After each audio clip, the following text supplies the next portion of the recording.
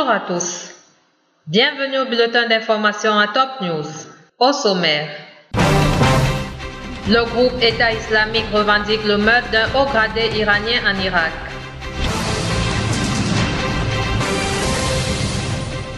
Des objets détectés en mer ne proviennent pas de l'avion d'Air Asia. Le principal opposant arrêté à Bahreïn, des dignitaires chiites protestent. Mesdames et messieurs, voici les détails. Le groupe État islamique a revendiqué lundi le meurtre d'un haut gradé iranien tué en Irak alors qu'il conseillait les forces armées dans la lutte anti-djihadiste selon les sites islamiques. Dimanche, les gardiens de la révolution, l'armée d'élite du régime iranien, a annoncé la mort du général de brigade Hamid Tagavi, tombé en martyr lors d'une mission pour conseiller l'armée et les volontaires irakiens contre l'État islamique à Samarra, à 110 km au nord de Bagdad.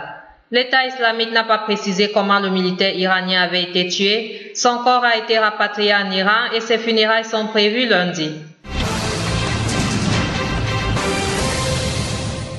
En collaboration avec les forces de la défense populaire, l'armée arabe syrienne a avorté une tentative d'infiltration des terroristes vers les vergers de Waï à Homs, tuant et blessant plusieurs d'entre eux. Par ailleurs, dans la banlieue de Homs, un grand nombre de terroristes ont été tués à Al-Astan, à Rajem Kasser et à Sarij.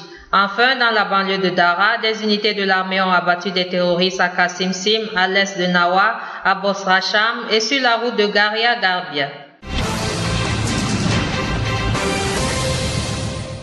Une source du ministère du pétrole et de la richesse minière a déclaré à l'agence officielle SANA que 2 terroristes ont fait exploser une voiture piégée à l'entrée des 2 usines de gaz au sud de la zone centrale et d'Ebla après que les gardes des usines les aient interceptés.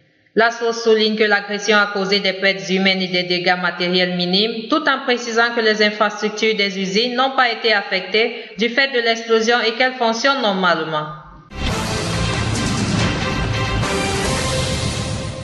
Des manifestants protestant contre les mesures restrictives imposées par la troupe au jus de Ersal dans la Bekaa ont bloqué lundi matin l'entrée de la ville, rapporte la chaîne LBC1. Ces nouvelles mesures obligent toute personne de nationalité libanaise ou syrienne désirant se rendre dans la région du jus de la ville à obtenir au préalable un laissez-passer des services de renseignement de l'armée. L'armée libanaise avait tiré en l'air plus tôt lundi afin de disperser plus d'une centaine de manifestants qui s'étaient attroupés au niveau d'un barrage de l'armée à Wadi Med dans la ville. Un camp qui abriterait les familles des djihadistes combattant l'armée libanaise aurait vu le jour dans le jus de Ersal dans la Bekaa, rapporte le quotidien Asafi de lundi, citant des sources militaires. Ce camp est distinct de celui abritant des réfugiés syriens à l'intérieur de la ville. Son existence aurait été dévoilée suite aux interrogatoires de plusieurs contrebandiers qui approvisionnaient des familles du camp. Par ailleurs, les familles des militaires enlevés ont souligné lundi depuis Béchachaï que le chef des Marades Sleiman Frangé soutenait inconditionnellement la libération de leurs proches. Le vice-président indonésien Yusuf Kalla a indiqué lundi que des objets détectés en mer ne provenaient pas de l'avion d'Air Asia, disparu dimanche en Indonésie, à la suite d'informations selon lesquelles un avion de surveillance australien aurait découvert quelque chose.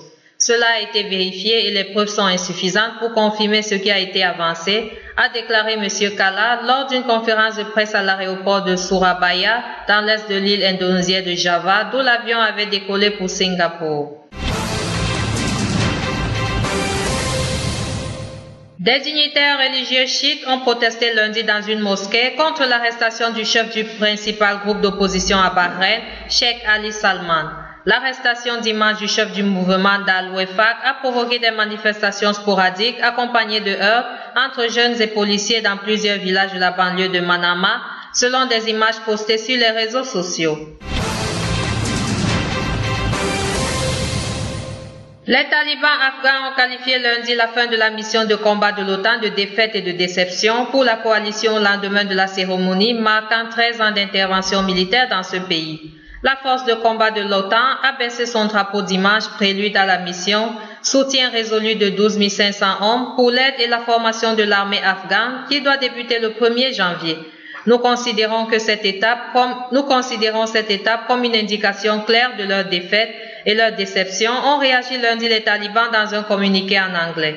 Les États-Unis, leurs alliés envahisseurs aussi, de même que toutes les organisations internationales arrogantes, ont subi une défaite évidente dans cette guerre asymétrique, ont ajouté les insurgés, accusant les forces de l'OTAN d'avoir conduit le pays vers un bain de sang. Enfin, l'armée camerounaise a engagé pour la première fois dimanche son aviation pour bombarder des combattants du groupe islamiste nigérien Boko Haram qui avaient pris un camp militaire dans la région de l'extrême nord frontalière du Nigeria, a annoncé le gouvernement camerounais. Tôt ce matin du 28 décembre, une escouade d'islamistes de Boko Haram environ a donné l'assaut sur le camp d'Assigazia tenu par des forces de défense camerounaises qui ont dû reculer après avoir tenté de défendre leur position, selon un communiqué publié dimanche en fin de journée par le ministre de la Communication, Issa Chiroma Bakari. Selon le texte, les opérations de sécurisation du secteur concerné sont en cours et le bilan des combats sera communiqué dès que l'évaluation opérationnelle sera achevée. Le communiqué ajoute que l'entrée en action de notre aviation dans ce conflit constitue une nouvelle gradation de la riposte camerounaise face à la multiplication des attaques ennemies venues du groupe terroriste Boko Haram. Merci à vous qui nous suivez de Beyrouth et partout ailleurs. Bulletin présenté par Anna Ekame.